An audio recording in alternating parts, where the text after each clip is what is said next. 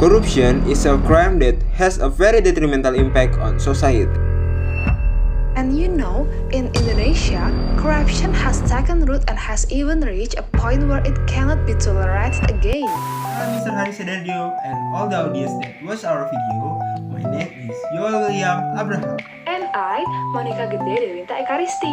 In this video, we want to explain the topic that we choose in our research paper, entitled The Impact of GDP per capita on Corruption.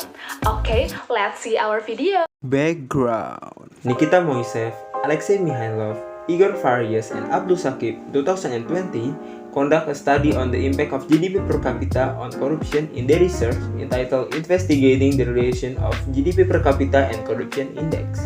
In their research, they used data samples from the 45 biggest economic countries on 2012 until 2018. As the result, they found that there was a positive and significant relationship between GDP per capita and corruption in the 45 biggest economic countries.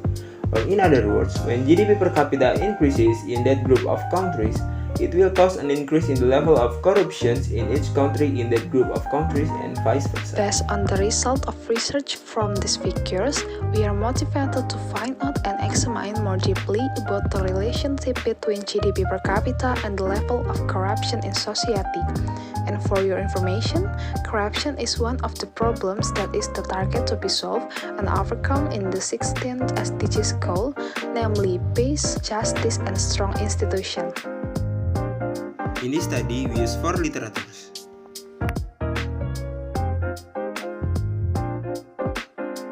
Empirical strategy. In this study, we use quantitative descriptive analysis techniques, in which we process data quantitatively using the ordinary least squares methods, and we using a software program for statistical analysis, namely EFUSE. Here is our equation. And this is our data description, result, and discussion. Based on the regression result in the first sample, to be precise in model 6, which has the large R-square value of 69.08% among each model in the sample, we find that GDP per capita has a positive and significant relationship to the Corruption Perception Index based on M6. Or in other words, when GDP per capita increases, it causes an increase in the level of corruption in our first sample. This result further strengthens the result of research conducted by Nikita Moiseev, Alexei Mikhailov, Igor Farias, and Abdul Sakib in 2020, which found that there was a positive and significant relationship between GDP per capita and corruption.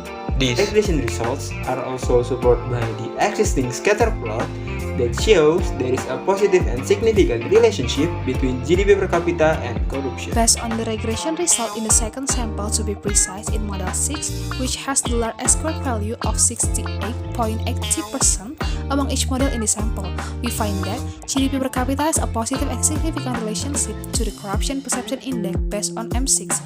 In other words, when GDP per capita increase, it causes an increase in the level of corruption in our second sample.